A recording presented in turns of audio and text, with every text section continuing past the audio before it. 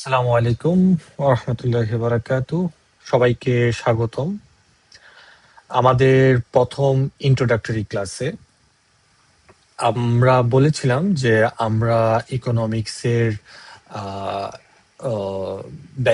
Bachelor of social science in economics বিভিন্ন ইউনিভার্সিটিগুলোতে হচ্ছে যে সিলেবাসগুলো পড়ানো হয় সেই সিলেবাসগুলোকে হচ্ছে আমরা অ্যাগ্রিগেট করে, অর্থাৎ সবচেয়ে বেশি সংখ্যক যে টপিকগুলো মোটামুটি সব ইউনিভার্সিটিগুলোতে কভার করা হয়, যেমন Chittagong university, Dhaka university, Khulna university, north south university, Shahjalal, SUST, এরপর হচ্ছে ন্যাশনাল ইউনিভার্সিটি। তো আমি আহ, শুরুতেও বলেছিলাম, কয়দিন আগে যখন হচ্ছে বলেছিলাম কিভাবে আমরা কোর্সগুলোকে করব, সেখানে আমি ফোকাস করেছিলাম যে আমাদের এই কোর্স কারিকুলামের একটা বড় অংশ হচ্ছে আমরা অবশ্যই ন্যাশনাল ইউনিভার্সিটিতে যেই টপিকগুলো পড়ানো হয় সেগুলোকে অবশ্যই আমরা ইনক্লুড করব। প্রথমেই এই ক্লাসটাতে হচ্ছে আমরা দেখব যে যে সাবজেক্টটা নিয়ে আমরা আলোচনা করব, সে আমাদের আলোচনার সাবজেক্টটা হচ্ছে ম্যাথমেটিক্স ফর ইকোনমিক্স। অর্থাৎ ইকোনমিক্সের যেই বিষয়গুলো বোঝার জন্য ম্যাথমেটিক্সের যেই টার্ম এবং যেই ম্যাথগুলো, সহজ কথা হচ্ছে যে ফাংশনগুলো বা যেই ফর্মুলাগুলো, যে ম্যাথগুলো, যে বেসিকগুলো জানার দরকার হয়, সেগুলো হচ্ছে আমরা এই কোর্সে শিখবো। তো চলুন আমাদের আমরা কি পড়ব এই ম্যাথমেটিক্স ফর ইকোনমিক্স কোর্সে, সেটা হচ্ছে আমরা কয়েকটা ভাগে ভাগ করেছি। যেমন বড় বড় কতগুলো ভাগ থাকবে, বড় বড় যে পার্টগুলো সেগুলোকে হচ্ছে আমরা বলবো এক একটা চ্যাপ্টার, এবং এই চ্যাপ্টারের মধ্যে যেই ছোট ছোট অংশগুলো থাকবে সেগুলোকে আমরা এক একটা হচ্ছে টপিক হিসেবে আইডেন্টিফাই করব। যেমন আমরা আহ, আমাদের এই টোটাল চ্যাপ্টারটা হচ্ছে বিভিন্ন পার্টে ভাগ করা থাকবে। পার্ট ওয়ান, যেমন পার্ট ওয়ান হচ্ছে ফাউন্ডেশন অফ ম্যাথমেটিক্যাল ইকোনমিক্স। এখানে হচ্ছে সাধারণ ম্যাথমেটিক্সের যে বিষয়গুলো ইকোনমিক্সে কভার করা হয় সেগুলো পড়ানো হয়। এরপর হচ্ছে পার্ট টু, লিনিয়ার এলজেব্রা। এরপর হচ্ছে পার্ট থ্রি, ক্যালকুলাস, যেটা অনেক বেশি গুরুত্বপূর্ণ এবং যেটা আমরা অনেক সময়, সবচেয়ে বলবো না, যেটা হচ্ছে আমরা অনেক সময় ইগনোর করি বা হচ্ছে বুঝি না বা বুঝতে চাই না বা হচ্ছে বলি যে কঠিন লাগছে। তো তুমি যদি ভালো ইকোনমিক্স হতে চাও তাহলে তোমাকে অবশ্যই ভালো ক্যালকুলাস জানতে হবে। আহ, খুব দুঃখের বিষয় যে আমাদের বাংলাদেশের প্রেক্ষাপটে ইকোনমিক্সকে এমন ভাবে উপস্থাপন করা হয় যে এটা একটা আর্টসের সাবজেক্ট, এবং এটা জানার জন্য কোনো ম্যাথ জানার দরকার নেই, কোনো ক্যালকুলাস জানার দরকার নেই। কিন্তু ব্যাপারটা আহ, খুবই একটা ভুল ধারণা এবং মিথ্যা একটা ধারণা। তুমি যদি ম্যাথমেটিক্সে ভালো হও তাহলে কিন্তু তুমি ইকোনমিক্স অনেক ভালো করবে, এবং তুমি যদি বিশ্বের বিভিন্ন বড় বড় ইকোনমিক্সদের প্রোফাইলের দিকে তাকাও তাহলে দেখবে যে তাদের ব্যাকগ্রাউন্ড কিন্তু আইদার ম্যাক্সিমামই হচ্ছে দেখবে ম্যাথমেটিক্স, বা হচ্ছে কখনো কখনো পিওর সাবজেক্ট ফিজিক্স, কেমিস্ট্রি, বা হচ্ছে কখনো ইঞ্জিনিয়ারিং ব্যাকগ্রাউন্ড। তো আমরা যেটাতে আসছিলাম, part three, calculus for economist, আমাদের 4 নাম্বার পার্ট। 4 নাম্বার পার্টে আমরা অপটিমাইজেশন থিওরি নিয়ে পড়াশোনা করব, অপটিমাইজেশন থিওরি। এরপর পার্ট ফাইভ হচ্ছে ইনপুট আউটপুট অ্যানালাইসিস। এই পার্টটা হচ্ছে আমার অনেক বেশি ফেভারিট একটা পার্ট। আমি আমার নিজের পিএইচডির রিসার্চের একটা সিগনিফিক্যান্ট সময় হচ্ছে আমি ইনপুট আউটপুট অ্যানালাইসিস মডেল নিয়ে কাজ করেছি, এবং যেটা হচ্ছে এখন আন্ডার রিভিউ একটা অনেক বড় একটা জার্নাল আর্টিকেলে পাবলিশ হওয়ার পথে। এবং অন্য আরেকটা রিসার্চ আর্টিকেল যেটা নিয়ে আমি এখন লিখছি, এখন লেখালেখির মাঝখানে আছি, সেখানে হচ্ছে আমি ইনপুট আউটপুট মডেল ইউজ করেছি বিভিন্ন দেশ, বিভিন্ন কান্ট্রির মধ্যে হচ্ছে সাপ্লাই চেইন প্রোপাগেশনটা দেখানোর জন্য।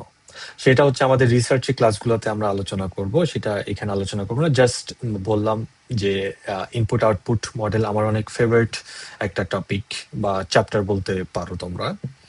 এরপর হচ্ছে পার্ট সিক্স হচ্ছে হোমোজেনাস ফাংশন এবং স্পেশাল কিছু টপিক, যেখানে হচ্ছে ইউলার থিওরেমস কি থাকবে, elasticity of substitution, Cobb Douglas function, এই বিভিন্ন জিনিসগুলো হচ্ছে আমরা এখানে কভার করব। এটা হচ্ছে আমাদের পার্ট সিক্স। এরপর হচ্ছে পার্ট সেভেনে আমরা দেখব হচ্ছে ডিফারেন্সিয়াল এবং ডিফারেন্স ইকুয়েশনস। আমি যখন ঢাকা স্কুল অফ ইকোনমিক্সে ক্লাস নিতাম তখন হচ্ছে খুব মজা করে এই টপিকগুলো পড়াতাম। আমার মনে আছে যে সাধারণত আমাদের ক্লাস টাইমিং গুলো সম্ভবত 50 মিনিট বা 1 ঘন্টা থাকতো, কিন্তু ডিফারেন্সিয়াল বা ডিফারেন্স ইকুয়েশনের ম্যাথ গুলো সলভ করতে গেলে দেখা যেত অনেক বেশি সময় লাগতো। তো দেখা যেত আমি আমার স্টুডেন্টদেরকে অনেক বেশি সময় নিয়ে 1.5 ঘন্টা বা 2 ঘন্টা বা কখনো কখনো 3 ঘন্টা সময় নিয়ে এক্সট্রা ক্লাস এনে তারপর হচ্ছে ম্যাথ গুলো সলভ করতাম। তো সেটা গেল part 7, differential and difference equation.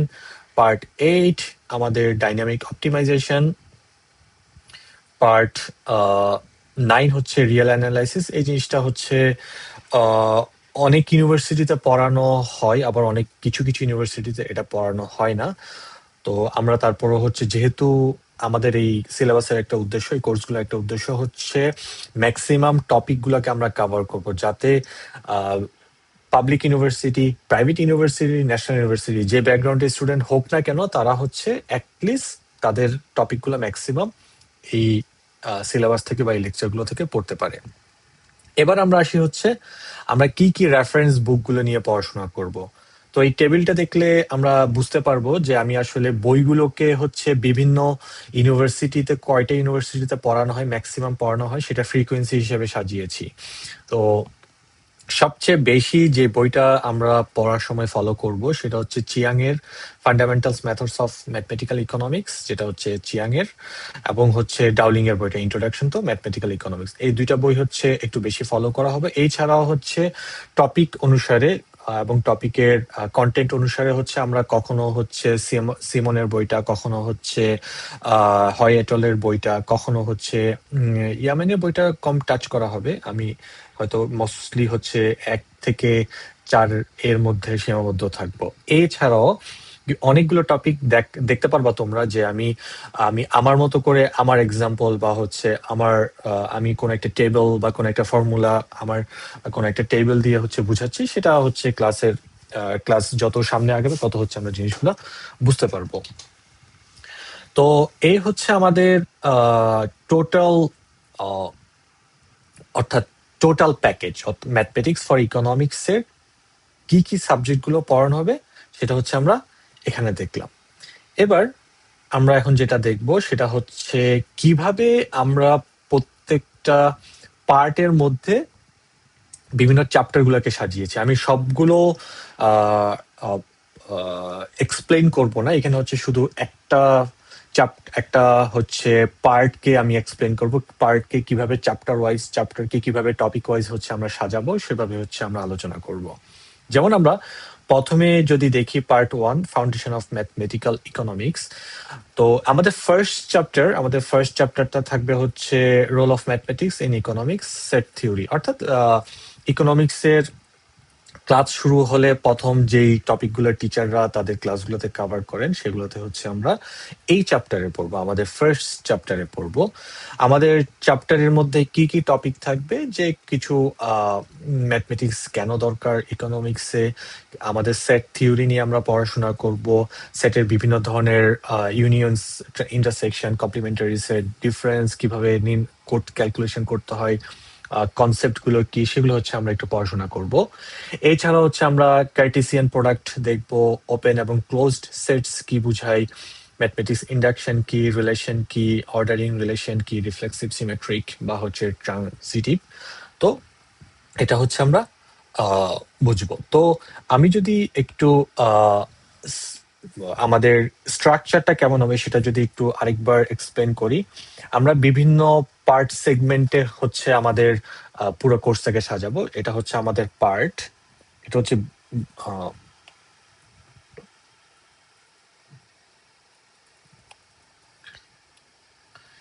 এটা হচ্ছে আমাদের পার্ট, অর্থাৎ পার্ট 1, পার্ট 2 থাকবে। আর এর পার্টের মধ্যে প্রতিটা পার্টের মধ্যে হচ্ছে বিভিন্ন চ্যাপ্টার্স থাকবে।